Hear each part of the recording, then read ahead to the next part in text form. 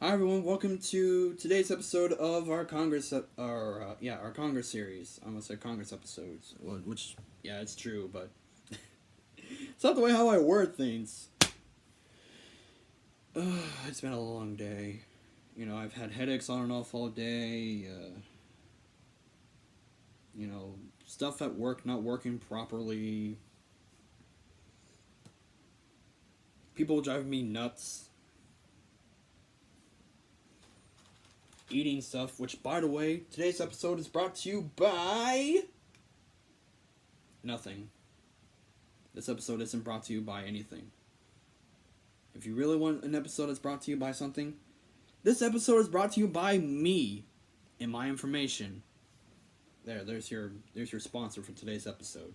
Me. I'm the sponsor of today's episode. So anyways, the 35th Congress was in session from 1857 to 1859. We're getting closer and closer to a big major event in American history. You guys know what I'm talking about, but we'll get to that later. How many sessions did this Congress have? 2, and 2 special sessions. Yeah. Which I think is the first time in history that we've had multiple sessions during a Congress. Which I don't think nowadays we don't have sessions anymore. As far as I know of.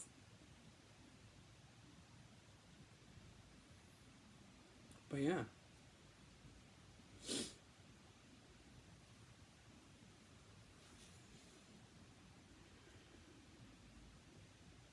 Oh, don't fall asleep, laptop. I need you.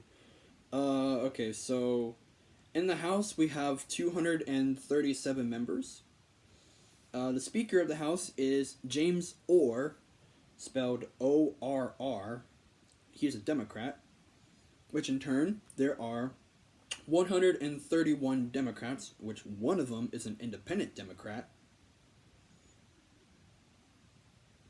We have 92 Republicans and 14 Americans. Once again, the American political party. Jumping over to the Senate, we have 66 members, divided by 2. Tells you how many states we have. We have 33. Oh, my leg won't pop, but oh well. Something well. The president of the Senate, which again is the vice president, is John Breckinridge. What? John Breckinridge. I don't know how to pronounce his last name. Anyway, he's vice president and president of the Senate.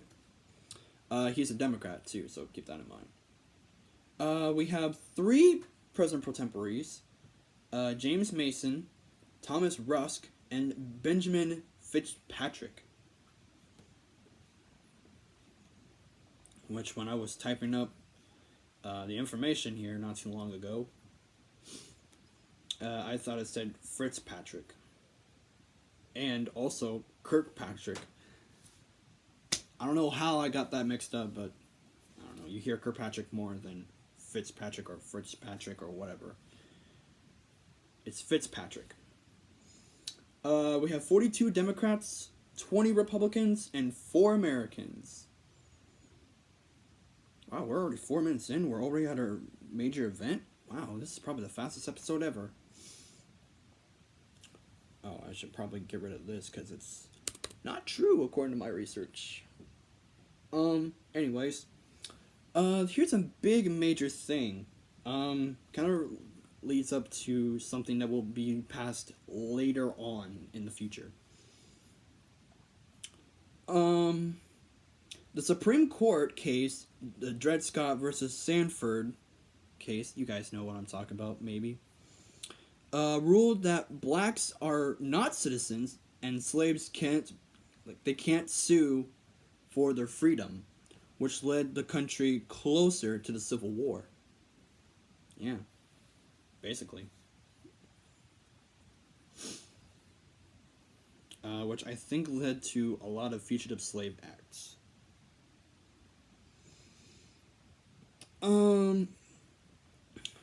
This decision was later overturned due to the 14th Amendment, which, as you all know, according to the greatest law of the land, the Constitution, I'm not going to read to you exactly what the amendment is, because it's so long. There's 5 sections to it, which makes no sense. And yeah, I'm not going to read you the whole entire amendment. So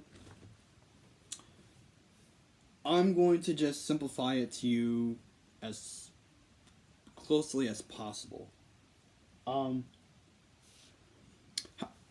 However, if I am wrong, you guys can correct me in the description, well, not description, but in the comments below. You guys can correct me if I am wrong. But to the best of my knowledge, and according to my research, aka Siri, yeah, Siri's kind of my research for that, because I wanted to double check on this one before I started recording today's episode. Basically, the 14th Amendment grants citizenship to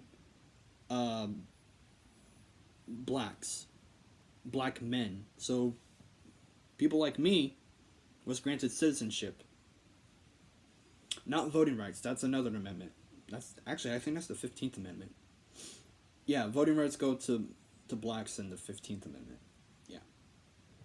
So, to the 14th Amendment, blacks were given citizenship, whether they were freed slaves, runaway slaves, or if they were, still slaves during the or after the Civil War, which was actually vetoed by President Andrew Johnson. After the veto, he sent it back to Congress, but with the 2/3 majority vote, they passed it anyways. And it was, yeah. Especially with the Reconstruction stuff, too. Anyways, that's all I got for today's episode. Thank you for watching. Like, comment, subscribe, and we'll see you tomorrow for the 36th Congress. Stay cool, stay tuned.